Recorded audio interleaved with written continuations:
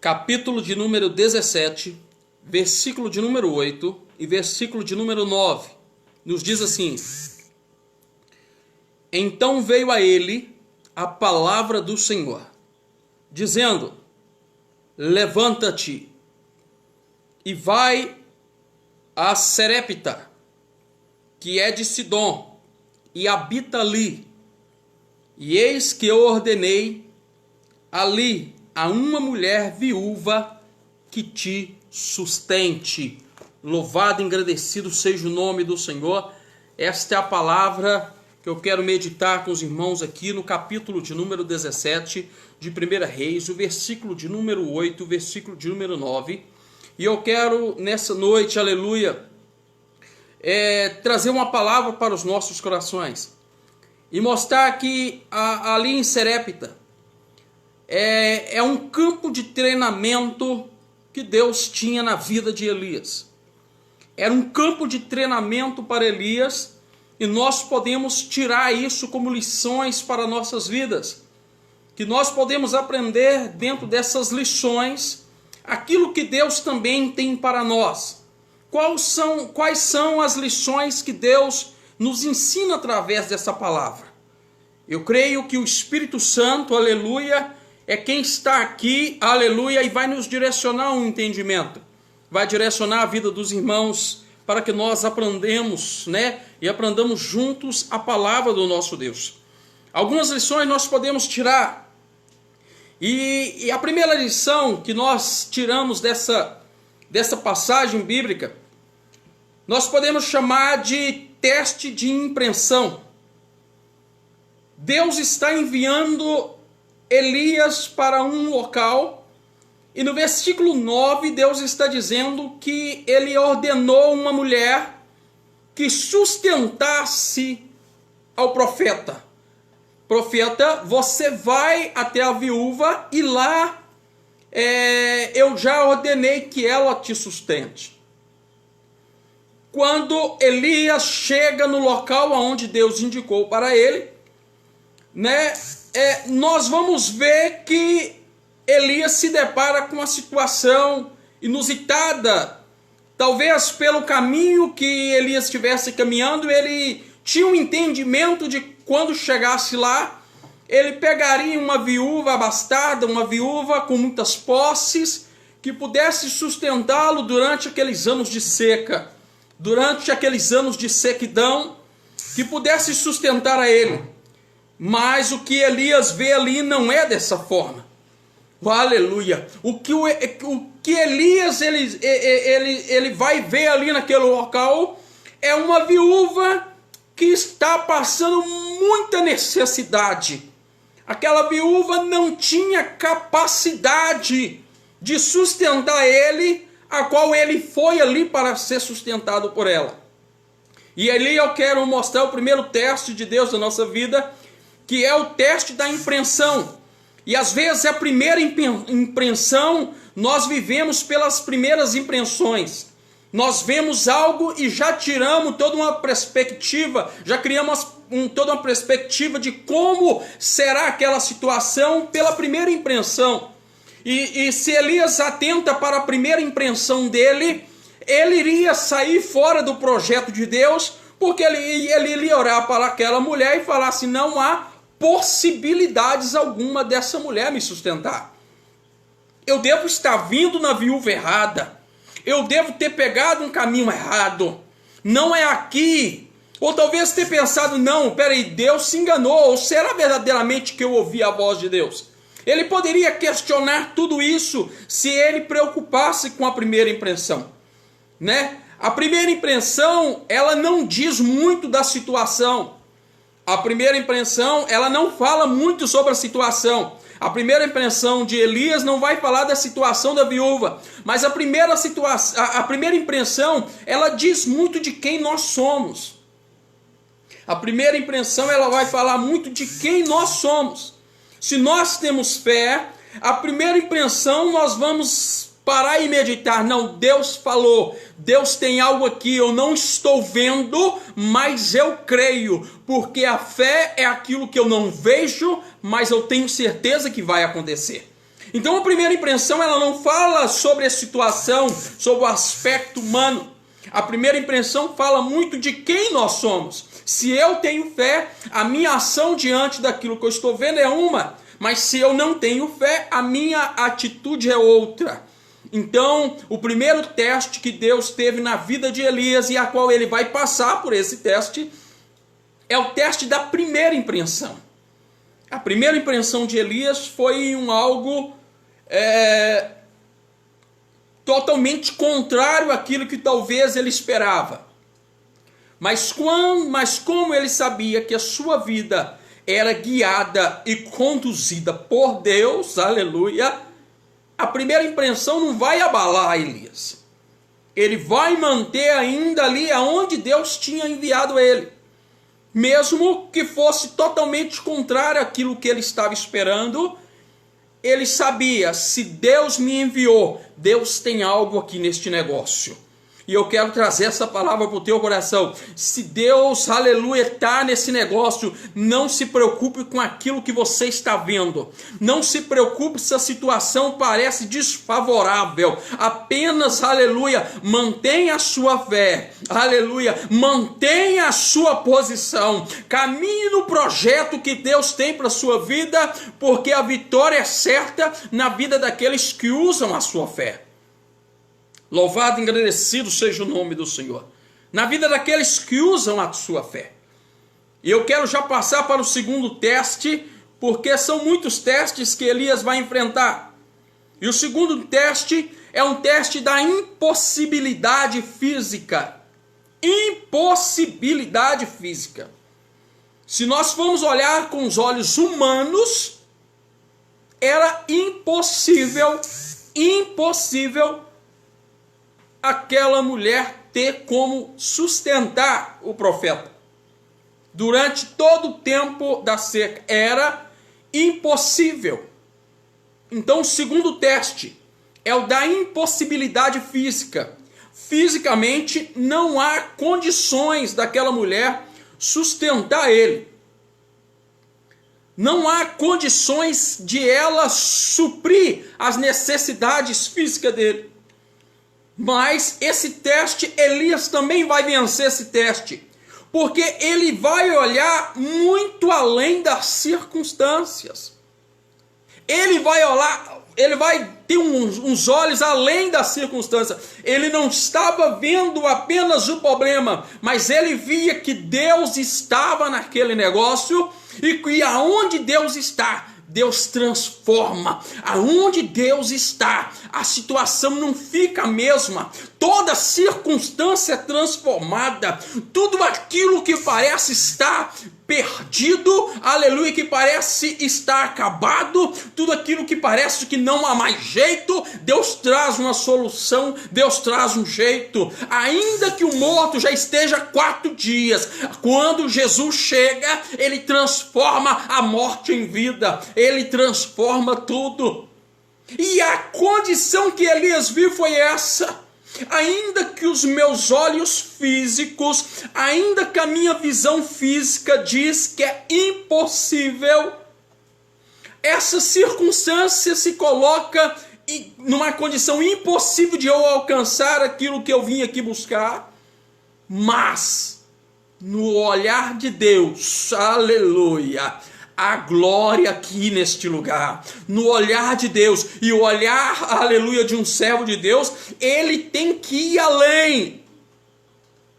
E o servo de Elias, lá na frente, ele vai mostrar isso, quando ele está com seu jovem, com seu moço, e a Bíblia diz que agora ele está cercado por um exército, e o moço abre os olhos e fala: Elias, estamos perdidos. Olha só o tamanho desse exército que veio contra nós. E Elias vai orar e falar: Senhor, abre os olhos do moço, para que ele veja. E quando Deus abre, tira a escama dos olhos daquele moço, ele vai contemplar o exército de Deus atrás daquele exército. Aleluia. O servo de Deus tem que olhar além da situação humana. A situação humana se mostra desfavorável. As circunstâncias, aleluia, naquele momento para Elias não havia possibilidades. Fisicamente não há possibilidades. Mas Elias sabia, eu sirvo ao Deus do impossível, aleluia. Louvado e engrandecido seja o nome do Senhor. Ele sabia que ele estava, aleluia, servindo ao Deus do impossível, ao Deus que torna o impossível possível, aleluia. A viúva não. A viúva estava com seus olhos na impossibilidade. A viúva mantinha os seus olhos na impossibilidade. Eu tenho apenas um punhado de azeite, um pouco, né, de azeite, um punhado de farinha e um pouco de lenha. Eu só tenho isso. Ela apresentou as impossibilidades. Eu vou fazer um bolo e vou morrer. Depois eu vou morrer. Não há mais jeito para mim. Mas quando ela declara que ela tinha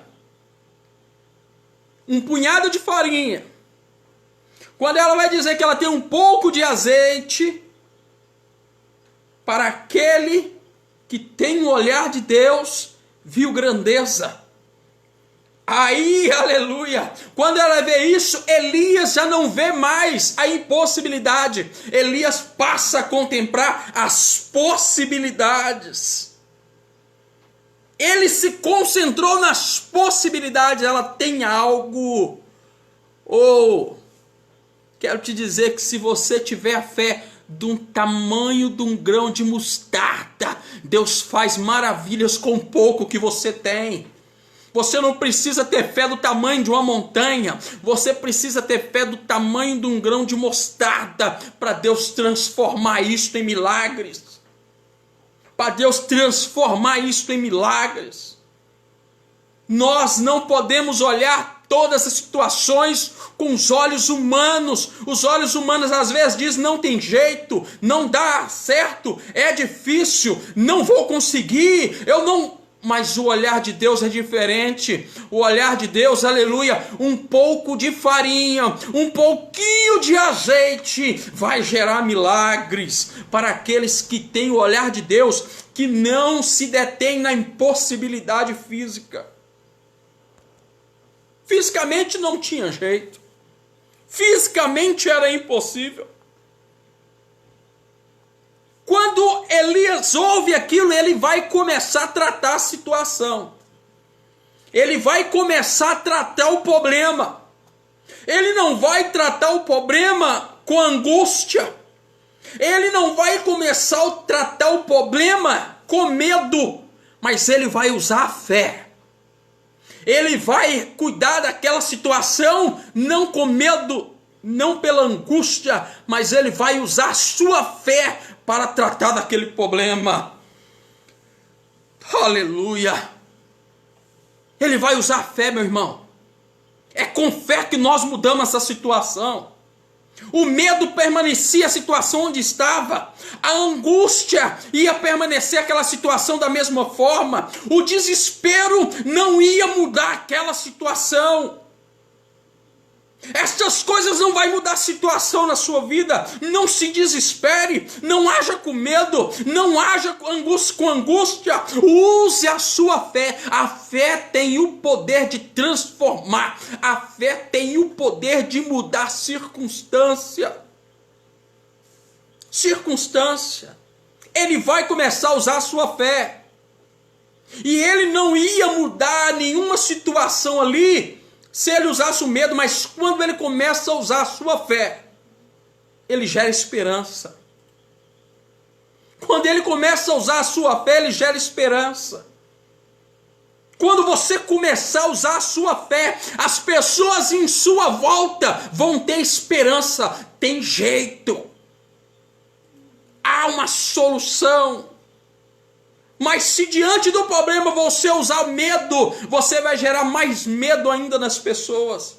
Se você agir angustiado, vai gerar mais angústia. Use a fé que você tem. Use a fé que Deus te deu, aleluia. Você não pode acender a chama da esperança na vida de alguém, aleluia, se sua tocha da fé estiver apagada. Você não vai acender na vida de ninguém se você estiver apagado. Use a fé que você tem. É assim que Elias vai vencer as impossibilidades físicas pela fé. Oh, aleluia! Ele vai mudar tudo aquela situação pela fé. Você já trabalhou com alguém? Tudo para ele é negativo? E de repente, se você não vigiar, você também é negativo, se torna uma pessoa negativa, tudo não vai dar certo, não vai dar certo, não vai dar certo, não vai dar certo, e de repente está tudo apagado. Apagou a esperança, apagou as possibilidades, começa a ver, apagou tudo.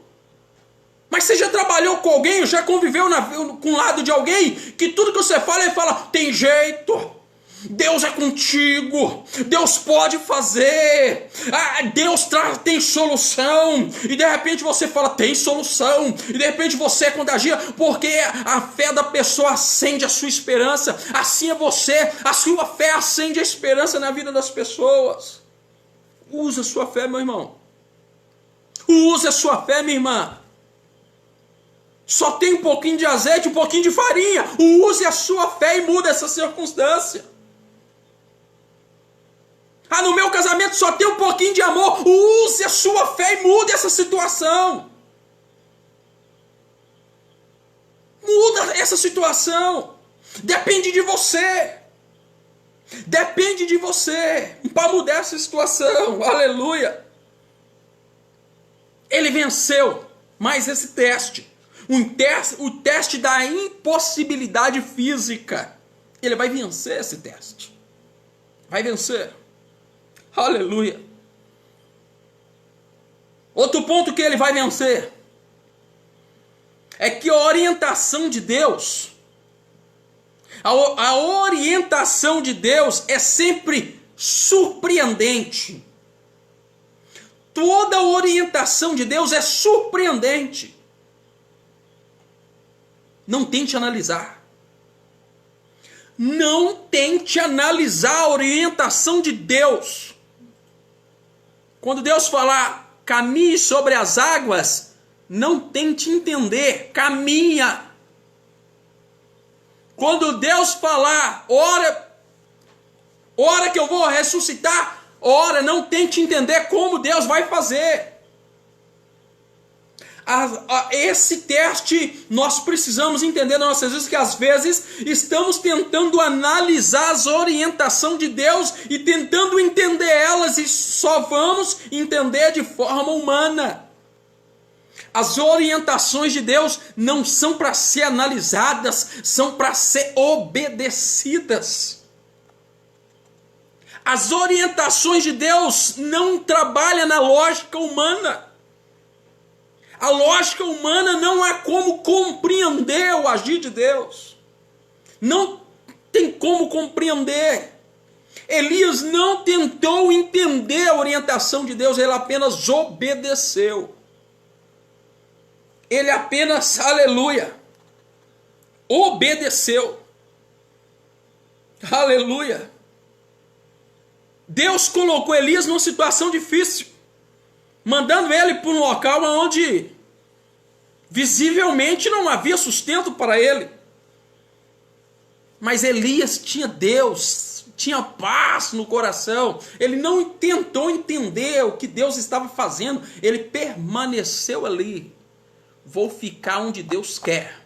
Vou fazer o que Deus quer. Ele não procurou entender de que forma. Quais são as circunstâncias? Por quê? Às vezes queremos entender por quê. De que maneira? Como isso vai acontecer, irmão? Obedeça às orientações de Deus, são sempre surpreendentes para nós.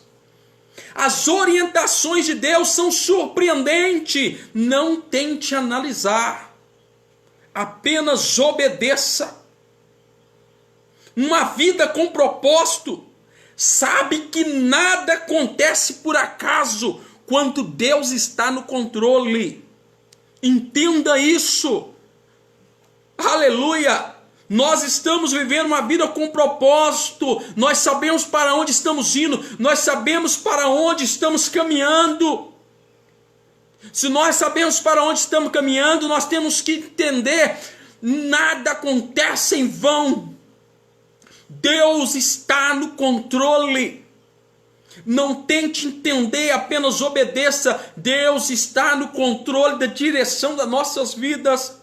Ele não deu seu filho para morrer por mim e por você e nos deixou sozinho na caminhada. Ele continua nos guiando, ele continua nos direcionando. Temos que apenas obedecer a direção dele.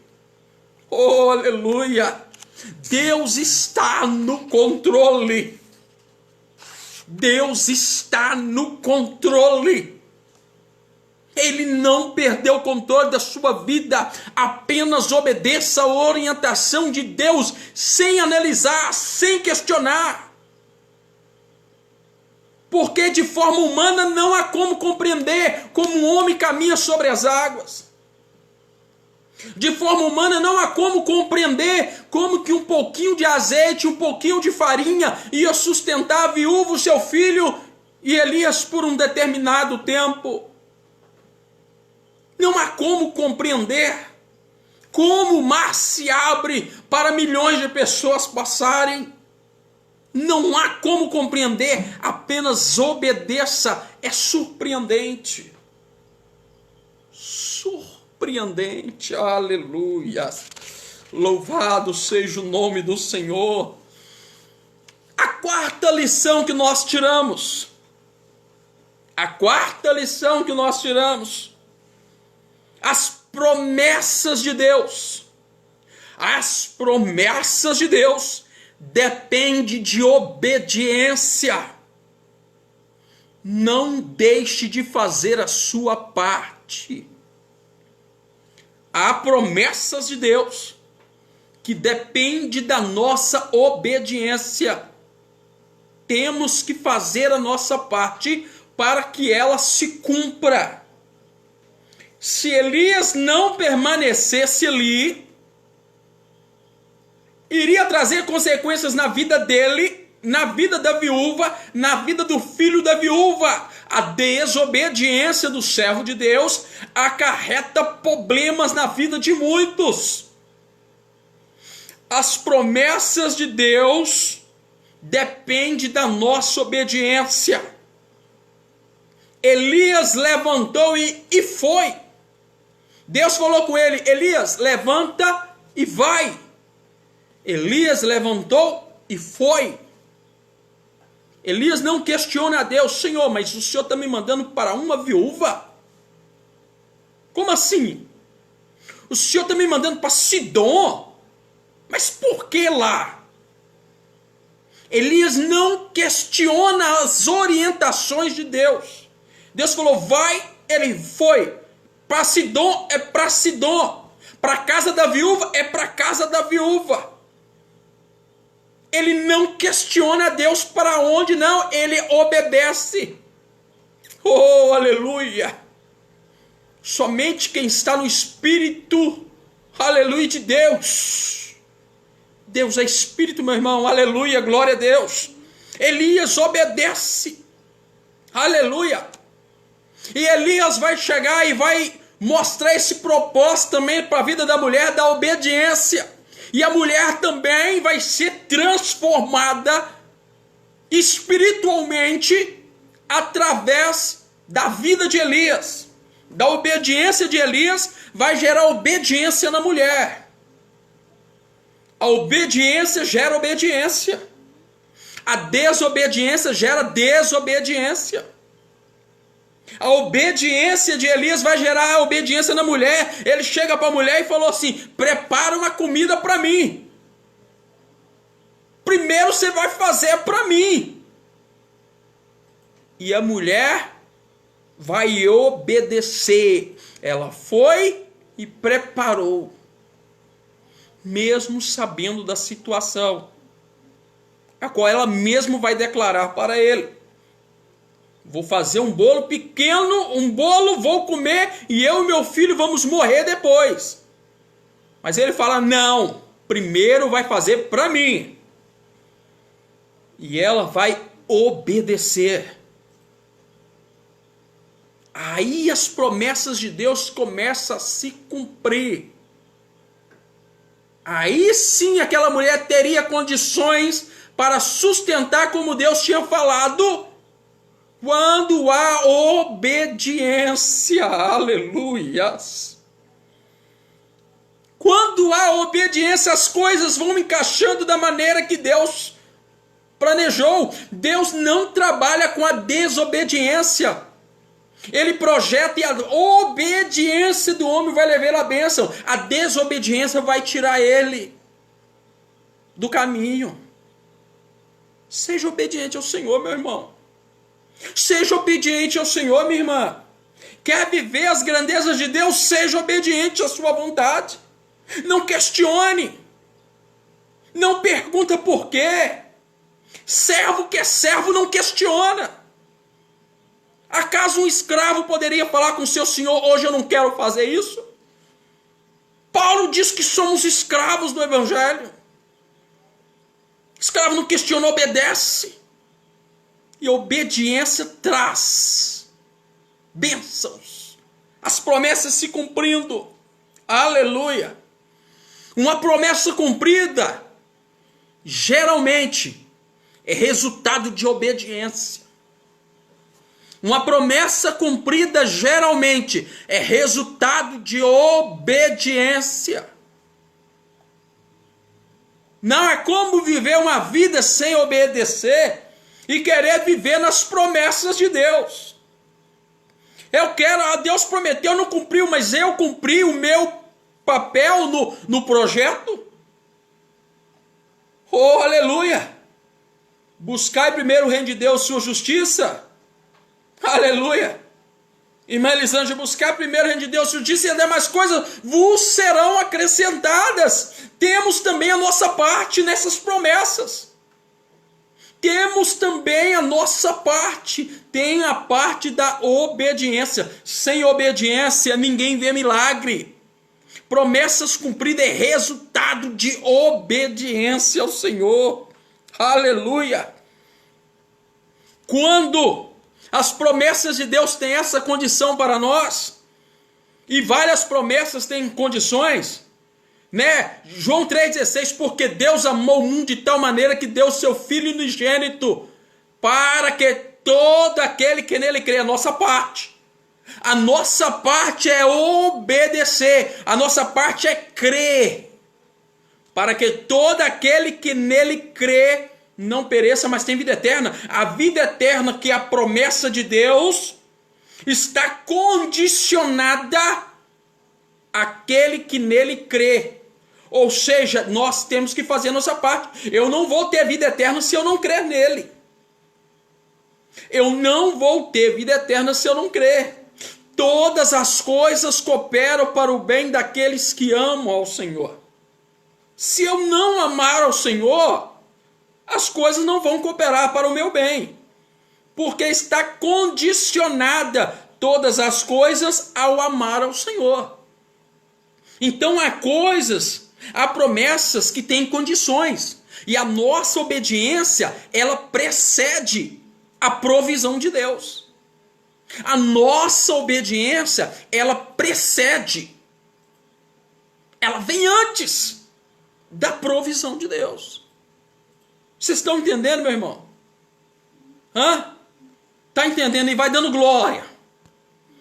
Aleluia. Louvado e agradecido seja o nome do Senhor. Aleluia. Estou sentindo Deus aqui, hein? Oh, glória. Depende da nossa obediência. Essa é a quarta lição que nós aprendemos nessa passagem. Que as promessas de Deus dependem da nossa obediência. Nós temos que fazer a nossa parte dentro dessas promessas. Temos que fazer a nossa parte.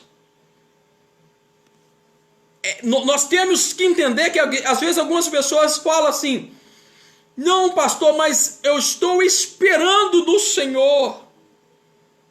Estou aqui quietinho porque eu estou esperando do Senhor. Eu não tenho que fazer nada, eu tenho que esperar. E fica passivo. Fica passivo, como se ele não pudesse, se dentro da promessa ele não tivesse que fazer nada. Aquele que ama a Deus guarda os seus mandamentos. Verdadeiramente, irmã Lisandra. Aquele que ama o Senhor guarda os seus mandamentos. Aquele que ama o Senhor, ele obedece, ele guarda, ele está atento à vontade de Deus. Ele está atento para cumprir o seu papel também na promessa. Ele está pronto, está preparado. Nós temos que entender que descansar no Senhor é uma coisa. Ficar passivo é outra. Né? É completamente diferente. Ficar passivo sem fazer nada é uma falência da nossa fé. O salmista Davi, no Salmo 27, no versículo 4, ele vai dizer: uma coisa eu pedi ao Senhor, pedi a Deus, e a buscarei. Eu pedi ao Senhor e vou fazer minha parte. Uma coisa eu pedi ao Senhor e vou correr atrás. Vou fazer a minha parte porque eu quero aquilo que eu preciso. Não é passivo, esperei, deitado pelo Senhor, vou fazer nada, eu não preciso fazer nada. Deus é soberano, Deus tem todo o poder, eu não preciso fazer nada. Ainda que eu me desvie, Deus vai cumprir suas promessas. Isso é falência da fé. Aleluia. Isso é falência da fé. Nós precisamos ter uma fé ativa. A oração significa orar mais ação. Oração é orar mais ação. Ou seja, eu vou orar e vou agir. Eu tenho que ter ação. Uma coisa eu pedi ao Senhor e a buscarei. Vou atrás. Vou correr atrás.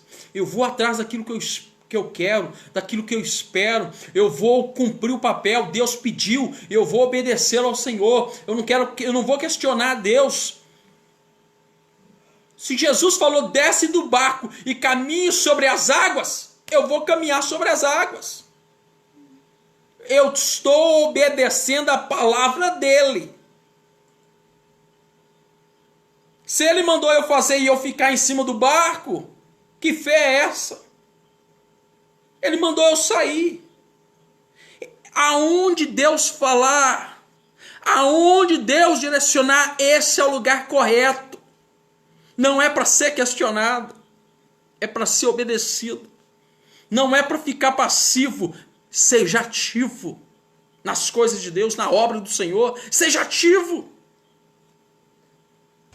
Oh, glória! Aleluia! Oh, glória! Quinta lição que nós tiramos. Quinta lição que nós tiramos dessa passagem. Aleluia! As provisões que Deus nos dá são justas. Nunca deixe de agradecer. Nunca deixe de agradecer. O que Deus nos dá é justo. Talvez você não tenha o emprego que você queria, mas você tem um emprego. Agradeça. Enquanto o que você queria não apareça, agradeça pelo que tem. Talvez você queria ter algo diferente, mas se é isso que Deus te preparou, obedeça a Ele, porque Ele pode precisar de você aonde Ele está te colocando, e seja fiel a Ele. Agradeça a Ele aonde estiver, e não murmure: ah, meu marido, Ah, minha esposa, queria que fosse assim. Queria que fosse daquele jeito. Agradeça. Agradeça a Deus por tudo. Ah, que eu queria ter olhos assim, que eu queria ser desse jeito. Deus te dá na medida que você necessita e que Ele sabe que aquilo que Ele está te dando, aleluia, não vai te corromper. Mas nós temos que ter a provisão, nós temos que ter o entendimento de agradecer a Deus. Às vezes Deus tem coisas grandes para nós, mas Ele precisa tratar conosco primeiro para depois nos entregar aquilo. Precisa nos ensinar a ser gratos primeiro. Precisa nos ensinar que nós devemos, aleluia, estar felizes com tudo que temos e não infelizes por aquilo que nós não temos. Ah, que eu queria ter um outro tipo de sapato, esse aqui não está legal. Que o meu terno não é o terno que verdadeiramente eu queria, mas você tem um terno. Esse carro que eu tenho não é aquela Hilux, não é aquele carrão que eu queria, mas você tem. Agradeça. Agradeça. Um dos pontos, não deixe de agradecer a Deus. Talvez você não esteja na posição que você sonhou, mas eu tenho certeza, Deus não tem te deixado faltar nada. Talvez você não tenha tudo que você queria, mas você está vivo porque Deus tem te sustentado. Agradeça. Talvez você não tenha tudo que queria, mas você, aleluia, no pouco que você tem, Deus está te mantendo de pé e está te deixando na esperança de alcançar a vida eterna. É melhor o pouco com Deus, agradeça o pouco com Deus do que o muito sem Deus. Quantas pessoas têm tudo que poderia querer dentro de uma mesa, mas não podem comer. Seja grato ao Senhor. Seja grato a Deus por aquilo que você tem. No momento que você for grato a Deus por aquilo que você tem, Deus vai, aleluia, trazer mais provisões sobre a tua vida, porque você aprendeu algo importantíssimo no reino de Deus: agradecer. Jesus, toda hora que ele ia alimentar, ele fala: Pai, graças te dou. Sinal de agradecimento. O pão e o vinho, graças te dou. Jesus sempre: Pai, só tenho cinco pães e 2 peixinhos, graças te dou. E quando ele abaixa o cesto, tinha para 5.000 homens alimentar, sem contar as mulheres e as crianças. Porque ele agradeceu a Deus. Meu irmão, minha irmã, agradeceu a Deus. Aleluia, santo, santo, santo é o nome do Senhor. Se você atrasar os seus agradecimentos, você só está atrasando as próximas bênçãos chegar. Só vai atrasando as próximas bênçãos chegar. Enquanto você postergar, as bênçãos não vão chegando. No momento que você, aleluia, for agradecendo, as bênçãos de Deus vão chegando sobre a tua vida. Se você não agradecer, seus sonhos não tornam mais realidade, porque você não aprendeu a agradecer. E é bem possível que a pessoa que para de agradecer a Deus se torne um cristão irritante, daqueles que sempre estão esperando algo mais, daqueles que estão sempre criticando, porque esqueceram de agradecer a Deus pelo que tem, está sempre esperando algo mais. Por mais que uma pessoa faça, é pouco. O pastor fez, mas pastor não presta. não faz direito.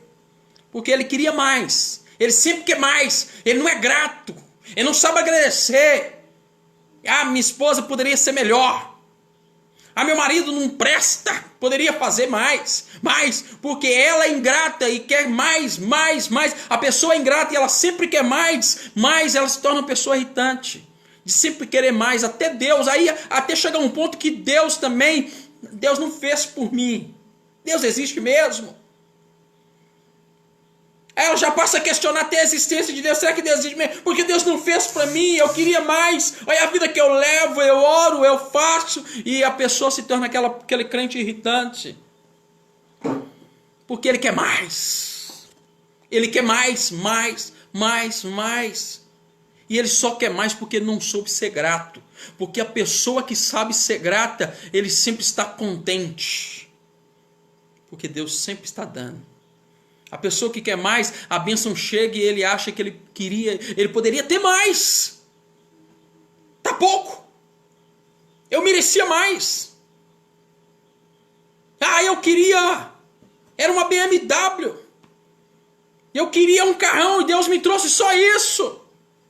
Só um Corolla. Não queria esse Corolla. Eu queria uma Lamborghini.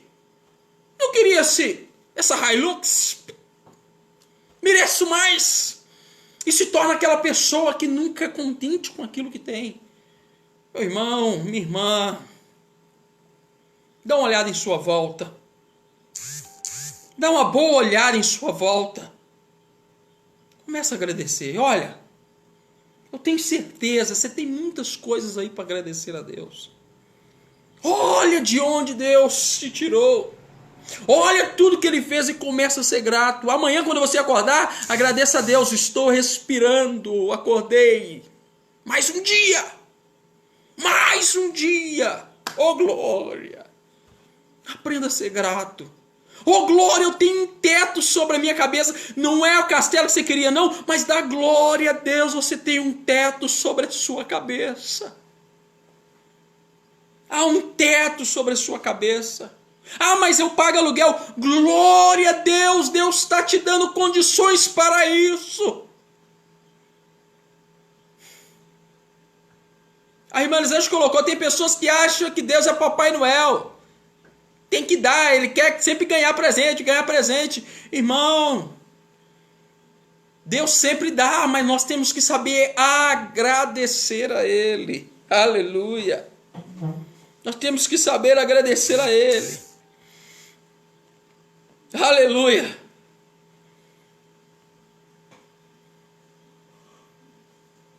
Deixa Deus te guiar de uma forma tal. Deixa Deus te guiar de uma forma tal que Ele veja a imagem dele em você. Deixa Deus te guiar de uma forma tal que Ele vê a semelhança dele em você, meu irmão. Em você, minha irmã. Aí eu tenho certeza, se Deus enxergou isso, qualquer provação na sua vida se torna deste tamanho. Porque para Deus não há algo que não possa ser resolvido. Deixa Deus enxergar isso na sua vida. Uma pessoa obediente, firme, grata.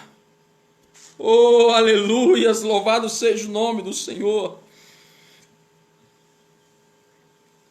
E aí, você está pronto para viver mais grandezas de Deus na sua vida?